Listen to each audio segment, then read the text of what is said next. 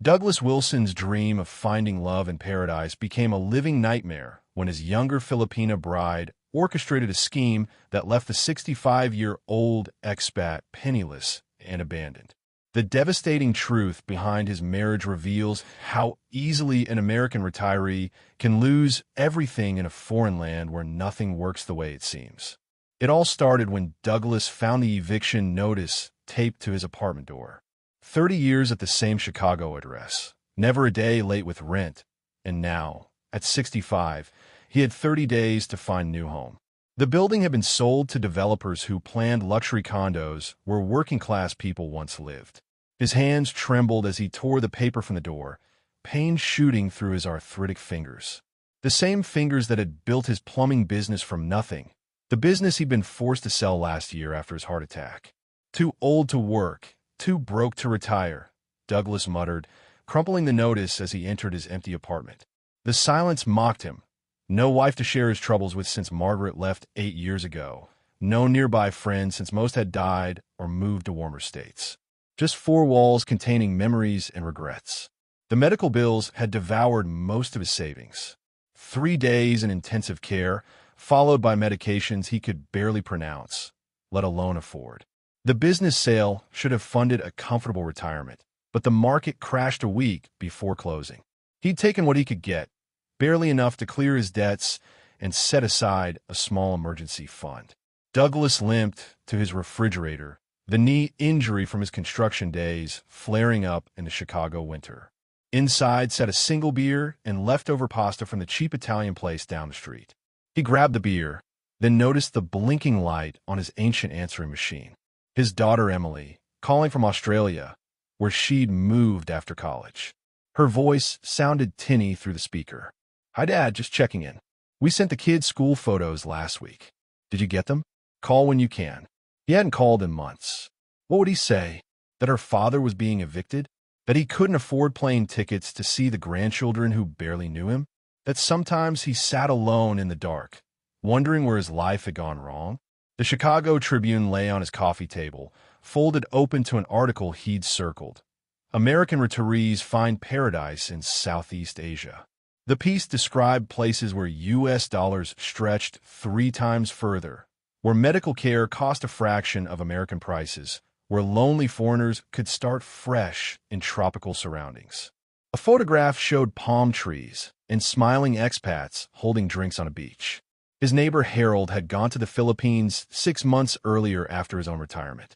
The postcard on Douglas's fridge showed Harold beaming beside a blue ocean. "Best decision I ever made," Harold had written. "Friendly people, beautiful country, and my Social Security check lets me live like a king. You should join me, Doug." Douglas had dismissed the idea initially.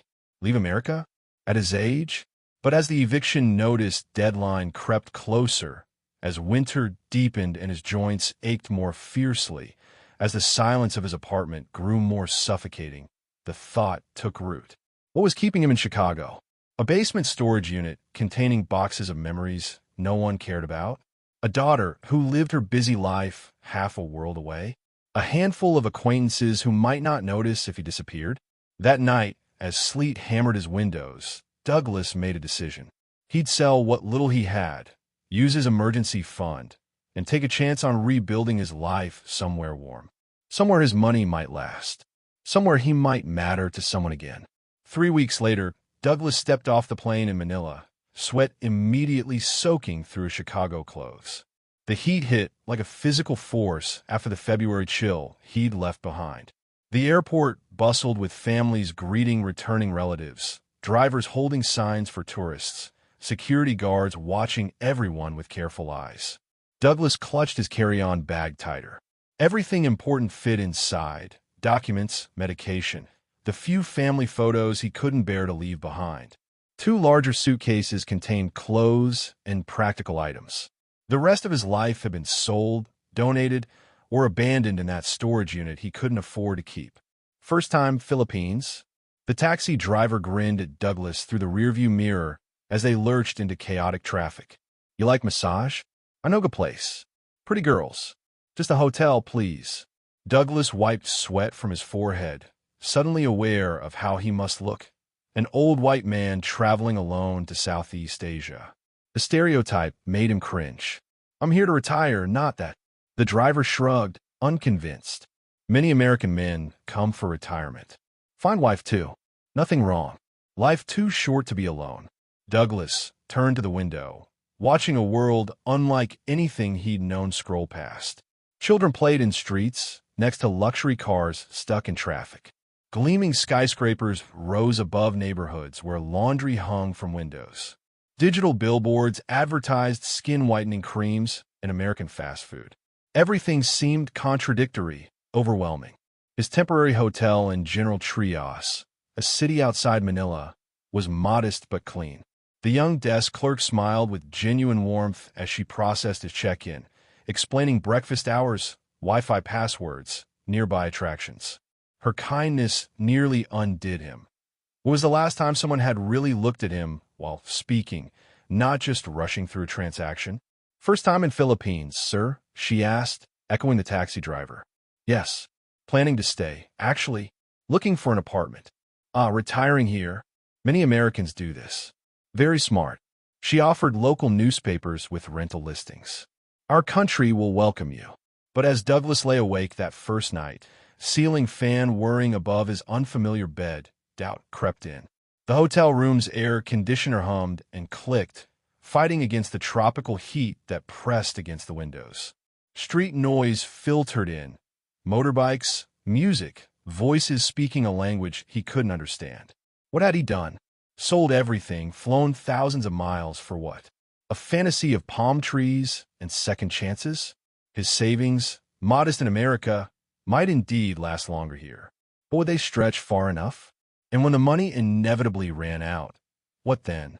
No social connections, no family nearby, no understanding of local systems. He'd be truly helpless, truly alone. Douglas's chest tightened with the familiar sensation of panic. Had he escaped one kind of poverty only to face another, more dangerous version? In Chicago, at least he knew how things worked, had Medicare for emergencies, could communicate effortlessly. Here, he was functionally illiterate, conspicuously foreign, completely vulnerable. By his third day, Douglas had established a simple routine. Morning walks to the local bakery for breakfast, afternoons exploring potential neighborhoods for apartments, evenings reading expatriate forums on his laptop, searching for guidance. The initial panic had subsided, replaced by methodical problem-solving, his lifelong approach to challenges. At the Sunshine Cafe, he ordered the same thing every day, coffee and an omelet. The owner, a barrel-chested man named Rodrigo, practiced English with him. How long you stay Philippines? Rodrigo asked, wiping down the counter. Not sure yet. Months, maybe longer. Rodrigo nodded knowingly. Many Americans come. Many stay. He leaned closer, voice lowering. Be careful, my friend. Some see only your dollars, not you. Especially pretty young ladies with sad stories. Douglas stiffened. I'm not here for that. Nobody is, until they are. Rodrigo's laugh contained no mockery, only weary wisdom. Loneliness makes men stupid. Remember this. The warning followed Douglas as he continued apartment hunting. Each property manager showed special interest when they learned he was American. Prices mysteriously increased from advertised rates. Special foreigner fee. One explained without embarrassment. Others hinted at arrangement possibilities with female relatives looking for security. By Saturday, disappointment had settled like a weight on Douglas's shoulders. Every apartment felt wrong. Too expensive, too remote, too obviously aimed at exploiting foreigners. His hotel budget was draining faster than planned. The initial excitement of his bold move had evaporated, leaving only the realization that he'd exchanged familiar problems for unfamiliar ones. The public market offered a brief distraction from his worries. Stalls overflowed with tropical fruits he couldn't name, fish laid out on ice, vegetables stacked in perfect pyramids. He stopped to examine a display of wooden carvings, tiny carabaos and jeepneys polished to a shine. Those bring good luck, said a voice beside him. Douglas turned to find a woman smiling at him. She wore a simple blue dress, her black hair pulled back in a ponytail. Her eyes crinkled when she smiled, laugh lines framing her mouth. Not young, maybe late 30s, but with an energy that made her seem bright against the market's chaos. "I could use some luck," Douglas replied, surprised at how easily the words came. Talking to strangers wasn't his strong point. All tourists say that. She picked up one of the carvings. "But you don't look like a tourist." "What do I look like?" "Like someone running away from something." She handed him the carving. "I'm Tessa." Douglas felt a strange flutter in his chest. "Douglas Wilson. And I'm not running away from anything. Everyone is running from something or towards something. Which one is it for you, Mr. Wilson?" Her directness caught him off guard. Americans danced around personal questions. Here, this woman he'd known for 30 seconds asked about his life's direction like she was asking about the weather. "Just Douglas. And maybe I'm just enjoying retirement." Tessa nodded, clearly not believing him. "Well, just Douglas. You picked a good place to retire. Or hide. Or whatever you're doing." She turned to leave, and Douglas felt a moment of panic. "Wait, do you work here? At the market?" Tessa laughed. "No, I teach at the elementary school and sell bags on weekends." She pointed to a small stall a few vendors down. "Handmade. My mother taught me." Something about Tessa made him want to keep the conversation going. "Can I buy you lunch? As thanks for your help." The question surprised even him. Had he just asked a woman to lunch? How long had it been since he'd done that? Tessa studied him for a moment, head tilted. Douglas felt suddenly self-conscious of his tourist clothes, his weathered face, his obvious foreignness. "My cousin can watch the stall," she finally said. "But I picked the place. Tourists always eat terrible food." As they walked through crowded market aisles, Douglas felt eyes following them. Local women whispering behind hands, older men nodding with knowing looks. The weight of unspoken judgments pressed against his back. Was this how it would always be? Forever marked as the old foreigner with a younger local woman, assumed to be buying companionship rather than simply sharing a meal? But when Tessa led him to a small restaurant down a side street he would never have found alone, when she ordered dishes that made his taste buds come alive after years of frozen dinners, when she laughed at his clumsy attempts to use chopsticks, something inside Douglas began to thaw, something that had been frozen since Margaret handed him divorce papers and walked out the door. "Danger," whispered Rodrigo's voice in his mind. "Loneliness makes men stupid." But watching Tessa talk animatedly about her students, Douglas wondered, was it stupidity to feel human connection after years of isolation? Or was the greater risk continuing to live half a life, afraid of being hurt again, afraid of making mistakes? As afternoon shadows lengthened, Tessa wrote her number on a napkin. "Call me if you want a proper tour guide, or just someone to talk to." Walking back to his hotel, Douglas felt a conflict brewing inside him, caution battling against the simple human need to matter to someone. He'd come to the Philippines seeking only financial salvation. But perhaps in this unlikely place, he might find something else he'd lost along the way. Not just security, but purpose. Not just affordable living, but actual living. That night, lying awake in his too-warm room, Douglas stared at the ceiling fan spinning lazily above. 3 options lay before him. Return to Chicago defeated, continue his solitary expat existence, or risk opening himself to whatever possibilities this unfamiliar world might offer, including the possibility of being hurt again. In his pocket, Tessa's number seemed to burn against the fabric. Rodrigo's warning echoed in his head. His daughter's unanswered calls haunted his conscience. His dwindling bank balance threatened his future. But for the first time in years, Douglas felt something beyond resignation or despair. Something dangerous, perhaps. Something that might lead to salvation or ruin. Something like hope. Douglas checked his watch for the 5th time. The fancy restaurant Tessa had suggested made him uncomfortable. White tablecloths, waiters in bow ties, prices that seemed outrageous even for Chicago. It had been 3 weeks since that first lunch, 3 weeks of daily texts and weekend adventures exploring nearby towns. Somehow, she convinced him to take her somewhere special tonight. "Sorry I'm late." Tessa rushed to the table, slightly out of breath. She wore a red dress that hugged her curves, her hair falling in waves around her shoulders. Douglas felt underdressed in his button-up shirt and khakis. "You look." He searched for a word that wouldn't sound creepy coming from a man 28 years her senior. "Nice. Just nice." Tessa laughed, sliding into her seat. "I spent an hour getting ready." The waiter appeared with menus.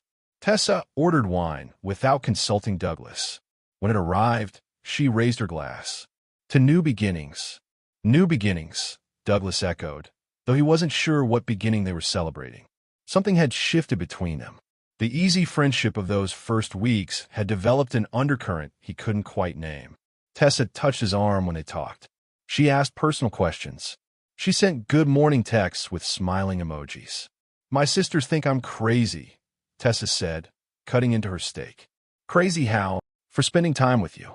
She said it matter-of-factly, no judgment in her voice. "They say all Americans want the same thing." Douglas set down his fork. "What do they think I want?" "A young wife to take care of them." "A trophy." She shrugged. "They don't understand that some connections don't make sense on paper." The word wife hung in the air between them. Douglas coughed, reaching for his water. "Your sisters have quite an imagination." Tessa's eyes met his. "Do they?" "What do you want, Douglas?" The directness of her question left him speechless. What did he want? He'd come to the Philippines to stretch his retirement savings, to escape Chicago winters, to live simply. Finding Tessa, or being found by her, hadn't been part of the plan. "I want." He cleared his throat. "I'm not looking for a trophy or a caretaker. That's what you don't want. I asked what you do want." The restaurant seemed suddenly too warm, too crowded. "I want companionship, I suppose. Someone to talk to share experiences with." Tessa nodded slowly. "And is that all?" Douglas felt a flush creep up his neck. "I'm 65, Tessa. You're 37, she finished. "Old enough to know my own mind." Later, walking back to his apartment, Tessa slipped her hand into his. Such a small gesture, but it sent his heart racing like a teenager's. At his door, she stood on tiptoes and kissed his cheek. "Think about what you want, Douglas. Life is short, even when you're young." That night, Douglas lay awake analyzing her words, her touch, the look in her eyes. Was she suggesting what he thought? And if she was, what then? He'd seen enough May-December relationships in the expat community to know how they appear to others. The assumptions people made. The judgments. Morning brought clarity in the form of a text message. Tessa invited him to Sunday lunch with her family. Meeting family seemed significant, a step beyond casual friendship. Her family's home sat on the outskirts of town, a modest concrete structure with a metal roof and a small yard where chickens pecked at the dirt. Children played in the street, stopping to stare at Douglas as he approached. He clutched the wine and chocolates he'd brought, suddenly aware they might be too formal. Tessa met him at the gate, dressed simply in jeans and a t-shirt. The glamorous woman from the restaurant had transformed back into the practical teacher he'd first met. "Don't look so scared," she teased. "They don't bite." Inside, the house buzzed with activity. Tessa's mother stirred something that smelled wonderful. Her father watched a basketball game on TV. Sisters, brothers-in-law, nieces, nephews. Douglas lost track of names as she introduced each one. Her cousin Dante, a slim man with watchful eyes, studied Douglas while everyone else fussed over the American visitor. During lunch, Dante asked pointed questions about Douglas's life in Chicago, his business, his finances. "So you sold your company?" Dante looked skeptical. "And now you just travel?" "The money goes further here," Douglas explained, uncomfortable discussing his finances. "And how long will you stay?" This from Tessa's father, who until now had said little. "I'm on a tourist visa. I can renew it for up to 3 years. 3 years is a long time," Tessa's mother observed, spooning more food onto Douglas's plate. "Long enough to put down roots." The conversation shifted to local gossip, but Douglas felt the weight of unasked questions. They wanted to know his intentions toward Tessa. He wasn't sure he knew himself. After lunch, Tessa showed him around the property. Behind the house, a small plot held vegetables and fruit trees. Clothes hung on lines stretched between posts. It was a simple life, but the home felt warm in ways his Chicago apartment never had. "What did you think?" Tessa asked as they stood under a mango tree. They're very nice, Douglas said carefully. Your cousin Dante doesn't seem to like me much. Tessa sighed. Dante worries. His sister married an Australian who left her with 2 children and no support. He thinks all foreigners are the same. And what do you think? I think you're different. She stepped closer. I think you're kind and lonely and afraid to admit what you want. Before Douglas could respond, she kissed him, not on the cheek this time, but full on the lips. Soft at first, then with surprising intensity. When she pulled away, Douglas felt dizzy. Tessa, don't overthink it. She pressed a finger to his lips. Just feel. The next few weeks passed in a blur. Dinners, movies, walks along the beach. Tessa introduced Douglas to her friends, included him in her life as if they'd known each other forever. The age gap that seemed so important at first faded into the background. They fit together in ways Douglas couldn't explain. On a warm night, 6 weeks after they met, sitting on his balcony watching stars appear above the city lights, Tessa rested her head on his shoulder. My family says I'm crazy, she murmured, but I've never been happier. Douglas stroked her hair, marveling at how quickly she'd become essential to his days. They're worried about you. That's natural. They think you'll leave. Go back to America when you get bored. Is that what you think? Tessa sat up, her expression serious.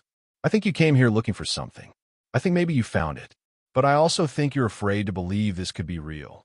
She wasn't wrong. Part of him still waited for the other shoe to drop, for Tessa to reveal some hidden agenda. But weeks had passed without any red flags. She never asked for money, never hinted at financial problems. She had her teaching job, her weekend market stall, her own life. What if we made it official? The words left Douglas's mouth before he fully formed the thought. Tessa's eyes widened. What are you saying? I'm saying, Douglas took a deep breath. Maybe your family would worry less if they knew I wasn't going anywhere. If we were married. The surprised joy on Tessa's face swept away his doubts. She threw her arms around him, laughing and crying at once. Yes. Yes, of course, yes. Everything moved quickly after that. Tessa knew exactly what paperwork they needed, which offices to visit, how to navigate the bureaucracy of a foreigner marrying a local.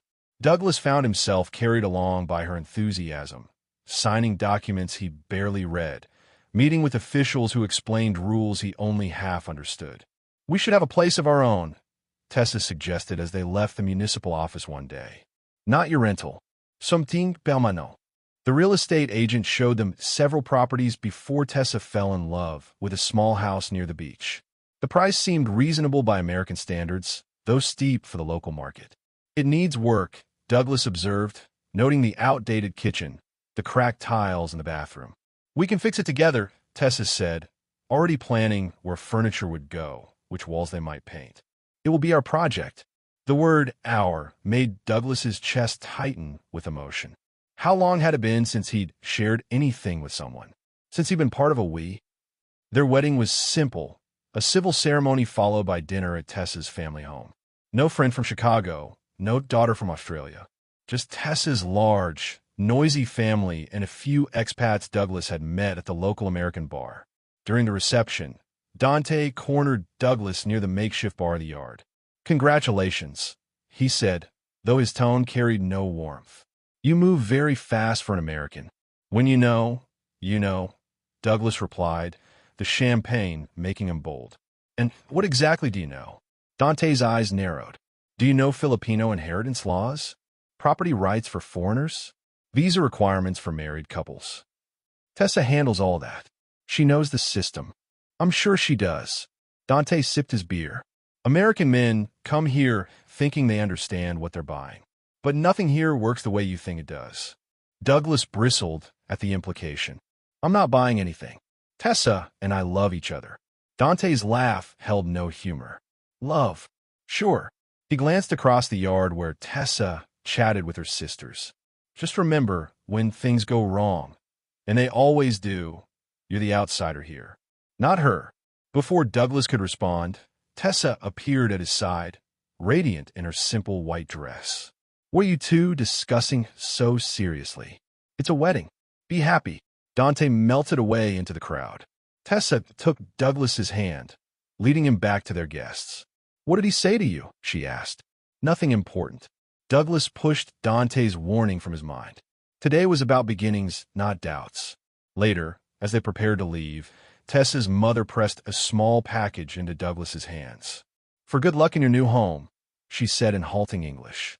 Inside was a carved wooden cross and a small statue of the Virgin Mary. Douglas wasn't religious, but he thanked her sincerely. As they walked to the waiting car, Tessa slipped something into her purse. Douglas caught a glimpse of blue, his passport. "What are you doing with that?" "Keeping it safe," Tessa said, kissing him quickly. "We'll need it for your visa extension next month." It made sense. Tessa organized everything so efficiently. Why shouldn't she handle his documents too? As the car pulled away, Douglas watched Tessa's family waving goodbye. Dante stood apart, his expression unreadable. For a moment, doubt flickered through Douglas's mind. Then Tessa squeezed his hand, and the doubt vanished like morning mist in the Philippine sun. The first crack appeared on a Tuesday morning. Douglas woke to find Tessa already dressed, her phone pressed to her ear as she spoke rapid Tagalog in the kitchen. When she noticed him standing in the doorway, she quickly ended the call. "Who was that?" Douglas asked, pouring himself coffee. "My sister. Family problems." Tessa kissed his cheek, a quick peck that felt like an afterthought. "I need to borrow money for the contractor. The bathroom tiles arrived, but they want payment before unloading." Douglas reached for his wallet without question. 3 months into renovating their beachside home, unexpected costs had become routine. The initial budget had doubled, then tripled. Each time, Tessa explained the increases as normal for Philippine construction. Each time, Douglas wrote another check. "How much?" 50,000 pesos. She didn't meet his eyes. About $1,000. More than tiles should cost, but Douglas had stopped questioning these things. As Tessa drove away in the used car they'd purchased, another expense he hadn't planned for, Douglas wandered through their half-finished home. The kitchen remained gutted, the master bathroom unusable. Workers appeared sporadically, did minimal work, then disappeared for days. Meanwhile, they lived in a rental costing twice what his first apartment had. Douglas opened the file cabinet where they kept renovation receipts. Many were handwritten on scraps of paper, some without company names or contact information. He'd been so caught up in his new life, in Tessa, that he'd ignored his business instincts. Back in Chicago, he would have fired a contractor who operated this way. His phone chimed with a bank alert. Another withdrawal from their joint account. This one for 75,000 pesos, not the 50,000 Tessa had mentioned. Douglas frowned. Third time this month the amount withdrawn didn't match what she'd requested. The front door opened, and Tessa's cousin Dante stepped inside without knocking. Since the wedding, he'd appointed himself project manager for the renovation, though Douglas had never seen him do actual work. "Where's Tessa?" Dante asked, helping himself to coffee. "Running errands." "What are you doing here?" "Checking progress." Dante wandered through the house, making disapproving sounds. "These workers are too slow. You should hire my friend's company instead. We've already paid the current contractor." Dante shrugged. "That money is gone. You won't see those workers again." "What are you talking about?" "They were here yesterday. They found a bigger job. More money." Dante sat at the kitchen table, studying Douglas with those watchful eyes. "My sister Louisa saw Tessa at the mall yesterday. Shopping. New clothes, new phone." Douglas tensed. "What are you implying?" "Nothing." Dante sipped his coffee. "Just making conversation." "Oh, I need to borrow 10,000 pesos. Family emergency." "No." The refusal hung between them. Dante's eyes narrowed slightly, but he nodded. "I understand. You're not family." "Not really." After Dante left, Douglas paced the empty house. Something felt wrong, like a pipe about to burst behind a wall. He opened his laptop and pulled up their bank statements. Large withdrawals had become more frequent. Payments to companies he didn't recognize. Transfers to accounts with names like T Family Fund. The sound of tires on gravel announced Tessa's return. Douglas closed the laptop, unsure whether to confront her. She burst through the door, arms laden with shopping bags. "Look what I found on sale." She pulled out dresses, shirts, a new purse. "And this for you." She handed him a shopping bag containing an expensive watch. "We can't afford this, Tessa." Douglas set the watch aside. "The renovation is already over budget. Don't worry so much." She waved away his concern. "The school gave me extra classes. More money coming soon." That night, Douglas lay awake beside his sleeping wife, doubt gnawing at him. Was he being paranoid? Or had he been blind? Tomorrow, he decided he would visit the school where Tessa taught, just to surprise her with lunch, just to see with his own eyes. The elementary school sat on a dusty lot surrounded by a concrete wall topped with barbed wire. Children in uniforms played in a courtyard, while teachers supervised from the shade. Douglas approached the security guard at the gate. "I'm looking for teacher Tessa Wilson." "My wife." The guard frowned. "No teacher here by that name." "Tessa Reyes, maybe? She uses her maiden name at work." The guard shook his head. "No Tessa. You sure this is the right school?" Douglas's stomach dropped. For over 4 months, Tessa had left home each morning dressed for teaching, returned each afternoon with stories about her students. Had it all been a lie? He tried a different approach. "My wife has taught 3rd grade here for many years. Black hair about this tall." He indicated with his hand. Recognition flickered across the guard's face. "Ah, you mean Miss Reyes? She no teacher. She worked in office part-time. Left last year." The world tilted beneath Douglas's feet. He stumbled back to his rental car, hands shaking as he gripped the steering wheel. The school hadn't fired Tessa. She'd never been a teacher at all. What else had she lied about? At home, Douglas searched for evidence of Tessa's life before him. Her teaching credentials, photos of her classroom, even her college diploma. He found nothing. The woman he'd married was a stranger. When Tessa returned that evening, Douglas waited in the kitchen, bank statements spread before him, her purse open on the counter where he'd found his passport hidden beneath makeup and tissues. "What is this?" Tessa stopped in the doorway, eyes darting from the papers to her open purse. "I went to the school today." Douglas kept his voice steady despite the anger and fear churning inside him. "They've never heard of teacher Tessa. You checked up on me?" Her expression hardened. "You don't trust me? Should I? Our accounts are being drained. The renovation never progresses. You lied about your job. What else have you lied about?" "I never lied." Tessa's voice rose. "I taught at a different school. You misunderstood." "Stop it." Douglas slammed his hand on the table. "No more lies." For a moment, Tessa seemed ready to continue the charade. Then something shifted in her eyes. The gentle woman he'd married disappeared, replaced by a calculating stranger. "Fine." She crossed her arms. "I'm not a teacher. Does it matter? I'm still your wife. Our marriage is based on lies. Our marriage is based on needs." Tessa's laugh held no warmth. "You needed someone to make you feel young again. I needed security. Fair trade." The bluntness of her assessment cut deeper than anger would have. "Is any of it real? Did you ever care about me at all?" Something flickered across Tessa's face. Regret, perhaps, or just annoyance at being caught. "Life is hard here, Douglas. You have no idea. Americans come with your dollars and your dreams, thinking you understand our world. You don't. So this was all about money." The pain in his chest felt physical, like a heart attack. "Not all." Tessa sighed, dropping into a chair. "At first, you were just another rich American. An opportunity. But you were kind. Different. Sometimes I almost forgot the plan." "What plan?" Tessa shook her head. "It doesn't matter now." Douglas gathered the bank statements with trembling hands. "I want a divorce." "No." The single word carried surprising force. "You would have nothing here without me. No one to navigate this world for you. No one to care if you live or die." The threat beneath her words chilled him.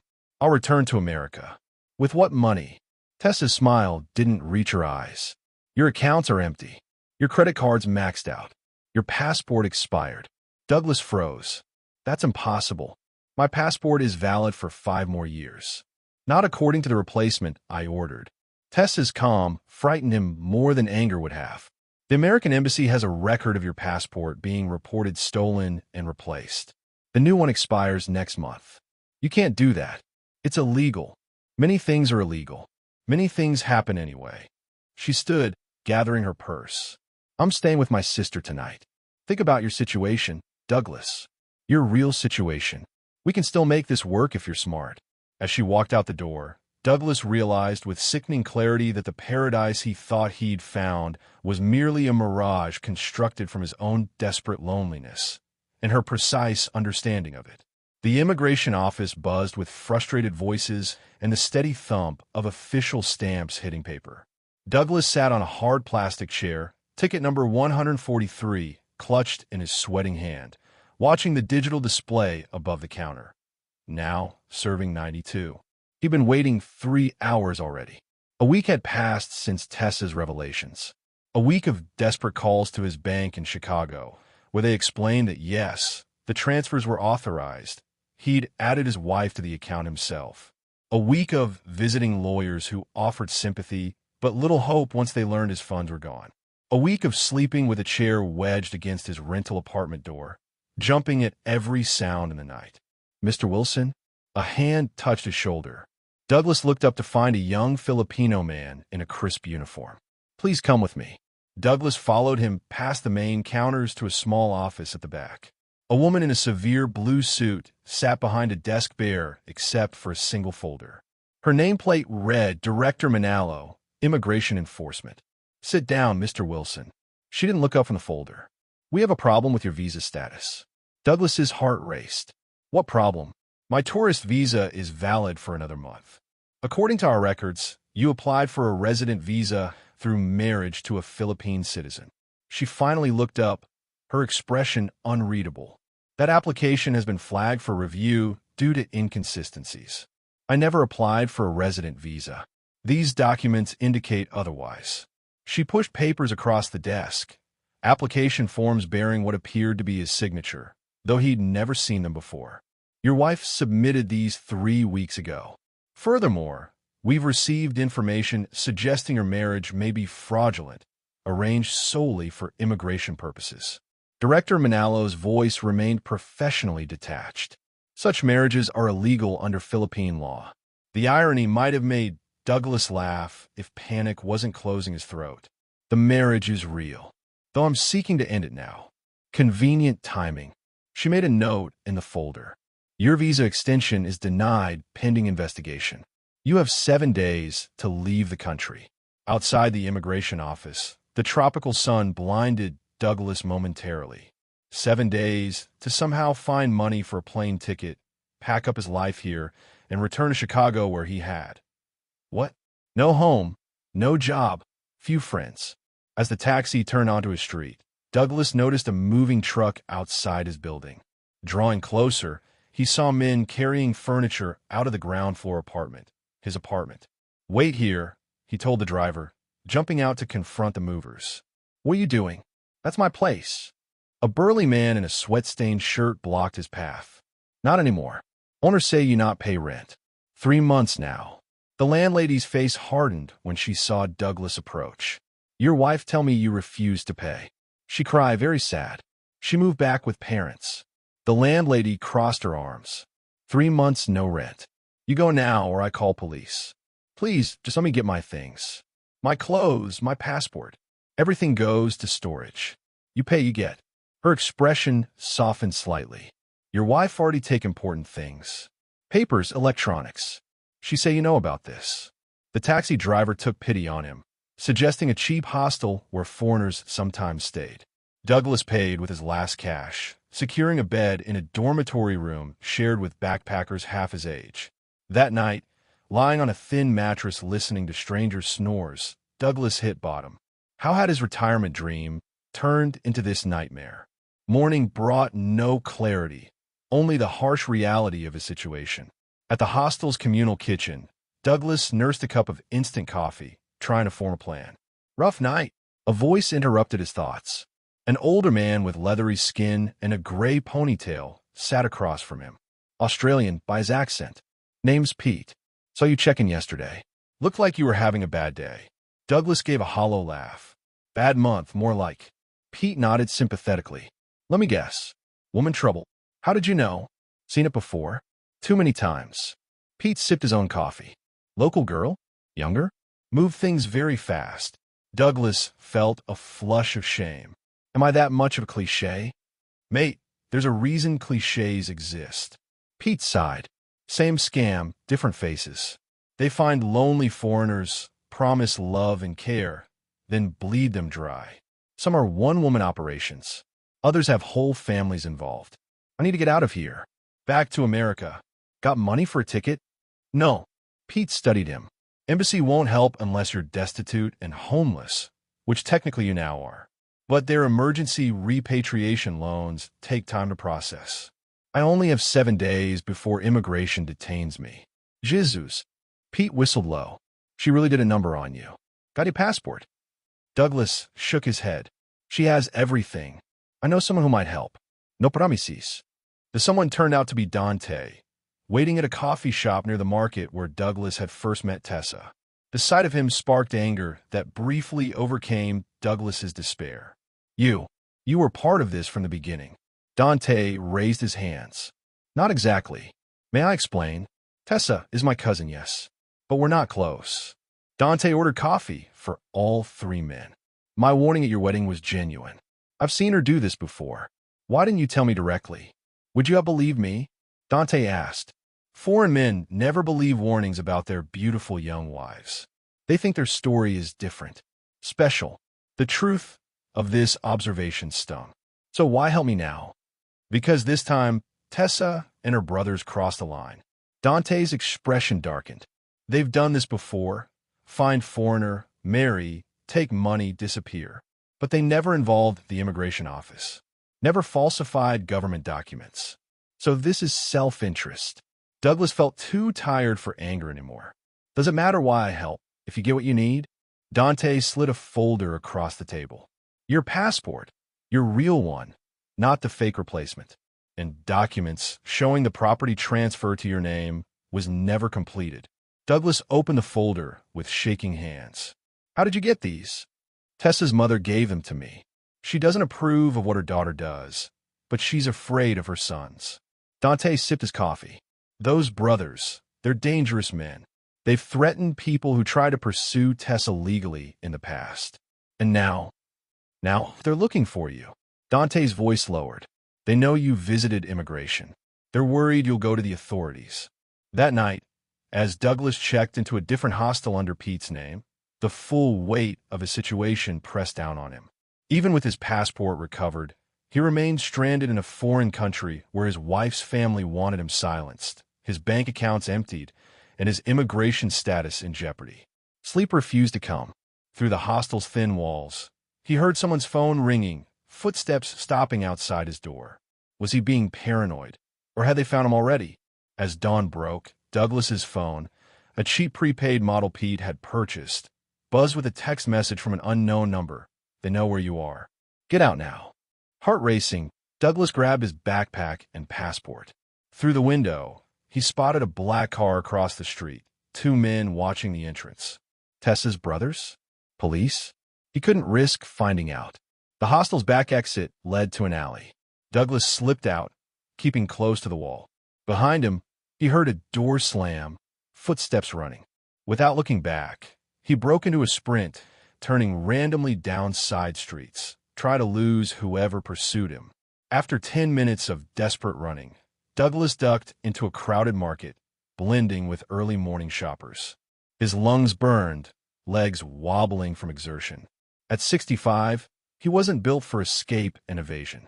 When his phone buzzed again, Douglas nearly dropped it in panic. Another message, Internet Cafe on Resolve Street. 5 minutes. Look for the red umbrella. Could be a trap, but staying in public seemed safer than hiding. As Douglas approached the cafe, the vendor beneath a faded red umbrella nodded toward the door. Inside sat Dante. Quickly, he said when Douglas reached him. They're checking hostels and hotels. Not safe for you anywhere now. Who sent the messages? My contact at immigration is investigating Tessa and her brothers for multiple fraudulent marriages. Your case broke the pattern open. Hope flickered in Douglas's chest. So immigration will help me? Not directly, but my contact helps secure an emergency exit permit. You can leave the country today, if we can get you to the airport safely.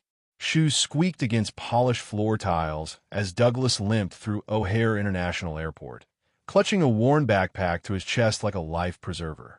6 months had passed since his desperate flight from the Philippines. 6 months of nightmares that left him gasping in the dark. 6 months of jumping at unexpected knocks on his door. 6 months of rebuilding a life from nothing. His old friend Mike had offered his basement while Douglas got back on his feet. At 65, those feet moved slower now, burdened by more than arthritis. Pride made each step painful as he walked past younger men in business suits, women with purpose in their stride. Who was he now? An old fool who'd lost everything chasing a fantasy. Mr. Wilson? A young woman approached, clipboard in hand. I'm Cheryl from the State Department. Thank you for coming. Douglas followed Cheryl down a long hallway to a conference room where 3 people waited.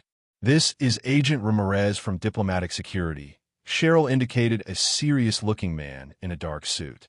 Ms. Parker from Consular Affairs and Mr. Lopez, our Philippine liaison. Please sit down. Agent Ramirez gestured to an empty chair. Your case has helped us identify a significant fraud ring operating in Calabarzon province. Ms. Parker slid a folder across the table. Do you recognize these individuals? Inside were surveillance photos. Tessa outside a restaurant with an older white man, Anton watching from a nearby table. The final image made Douglas's stomach lurch. Tessa in a white dress beside a gray-haired man who wasn't him. Another husband? Douglas's voice caught. Her 4th, actually, Australian. They married 2 months after you left the Philippines. Have you caught her? Them? Not yet.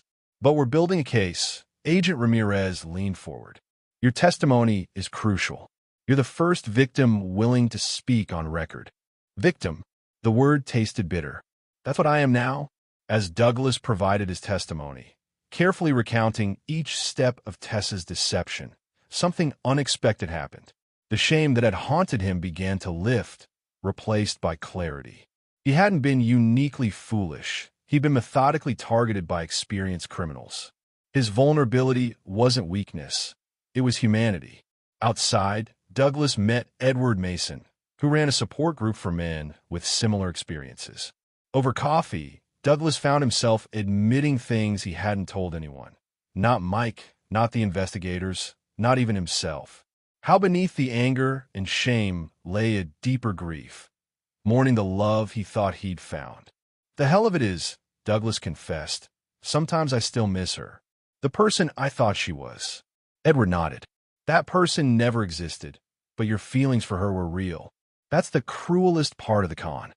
How did you start over? At our age. One day at a time. Edward stirred his coffee. Found work consulting on construction projects.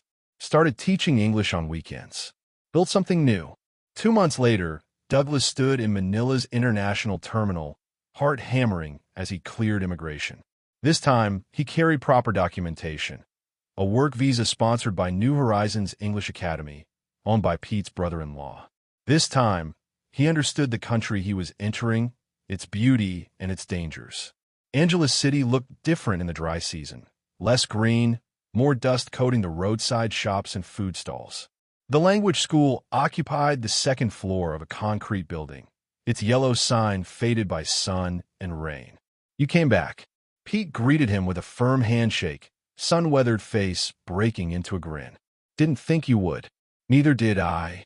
Douglas set down his suitcase, just one this time, containing only necessities. Didn't have many options back home.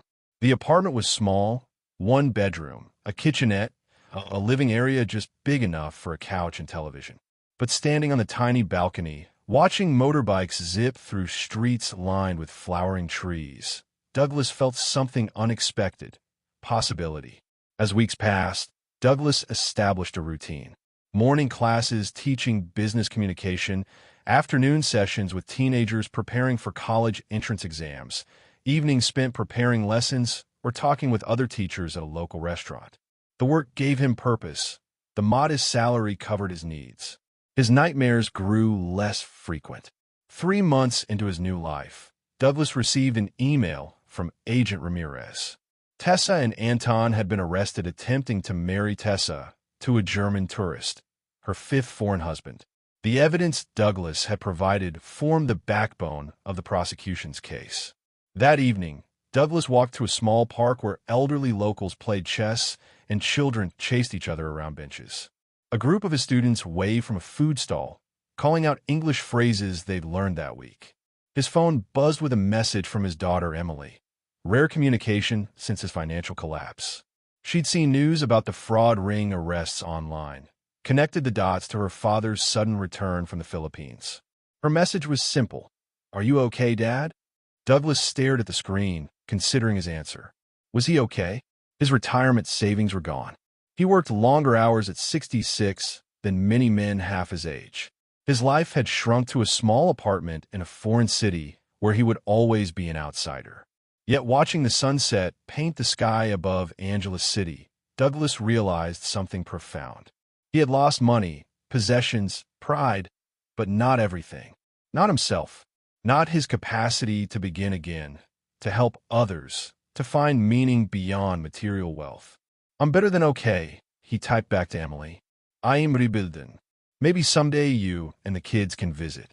When his phone rang minutes later, Emily calling for the first time in years, Douglas answered with steady hands, ready to tell his story not as a victim, but as a survivor. And as he spoke with his daughter, watching Philippine children play in a park halfway around the world from his Chicago home, Douglas understood that paradise wasn't a place you found or purchased. It was something you created through honest relationships with others and, most importantly, with yourself.